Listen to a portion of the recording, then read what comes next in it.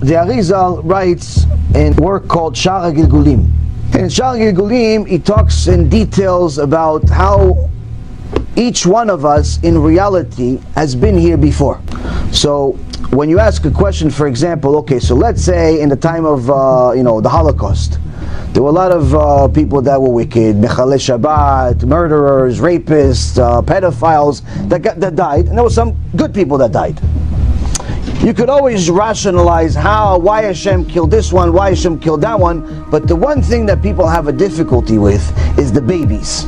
What did the baby do? What did the little baby do? He's only 2 years old, he doesn't even know Aleph Bet yet, and why did Hashem kill him also in the Holocaust? Why did Hashem kill little babies now? Sometimes you have a baby, mamash, born sick, and sometimes, unfortunately, Hashem decides to take him out of the world. So the reason is because there's no such thing as baby. The neshama that you have right now was originally here from the time of creation. All of our neshamot were originally inside Adam HaRishon. Adam HaRishon had all of the neshamot, and his neshama split into all of the neshamot into the world. Now, in each one of those neshamot that broke off into another person, that person had a mission in the world. If they achieved that mission, that spiritual mission that HaKadosh Baruch Hu had, that neshama graduates and goes to Gan Eden, goes to heaven forever. If it fails, depending on the level of failure, Hashem can do something called Gilgul, which is reincarnation in English, meaning give that neshama another chance. Another chance at life to redo what they failed at in the previous life. So if, let's say, for example, person, just hypothetically speaking, came into the world and he kept Shabbat, he kept kosher, and he did a lot of things right. But one time he stole $150 from one of his friends. Even though it was in his friend's pocket, it was looking at him. It was like winked his eye. So he figured, maybe it's winking at me, maybe I'll take it. And life went on. He took the $150. His friend cried about it. He didn't know who stole it from him because he would never question his friend. Life happened. The 18-year-old moved on. He forgot that he even stole this $150. He got a job. He got married. He went on in his life. 40, 50 years old. One day Hashem decides to take him from the world. And he comes back. He comes to Shamayim. He's like, oh, I kept Shabbat. I kept mitzvot. I kept everything. And Hashem says, yes, you kept everything, but we have a rule. We have a rule in Shamayim. No one that has blood on their hands is allowed to enter heaven. He says, no, I never killed anybody, Hashem. He goes, no, you didn't kill anybody, but we have something called money. Money is called damim. Damim means blood in the holy language, because people spend their life chasing money. So when you steal money, it's like you stole a piece of somebody's life. He spent 5 hours of his life to get that $150. So you stole 5 hours of his life.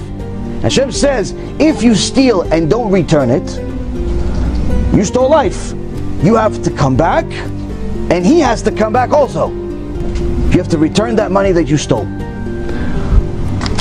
So that person, even though he kept all of the mitzvot, because he did not do tshuva for stealing, Hashem has to give him another opportunity to do tshuva for this thing. There's a very famous story from the Baal Shem Tov of somebody that owned some horses, and the Baal Shem Tov came to him and he said, I'll buy a horse from you. Can I buy any one of them? He says, yeah.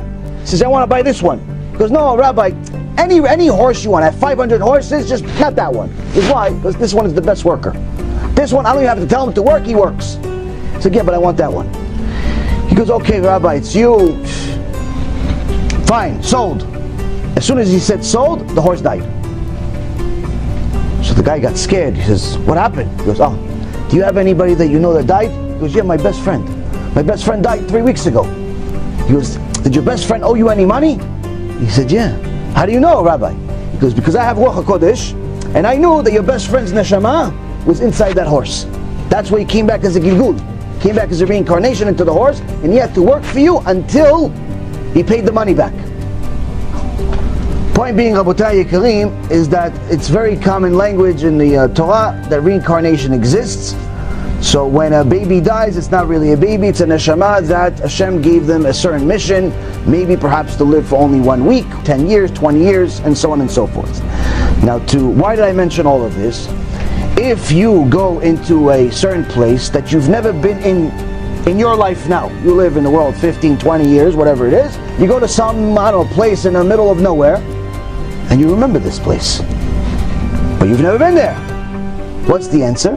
Answer is, it is very possible that your neshama was here in a previous life. Things that you've experienced in your life, things that you've seen in your life, could very well be something that you've seen in a previous life.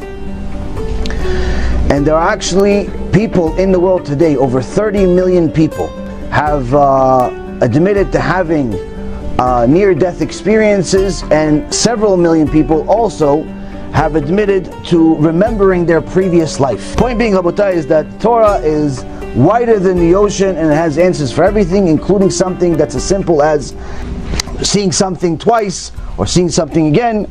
But there are other explanations. This is just one little taste of it.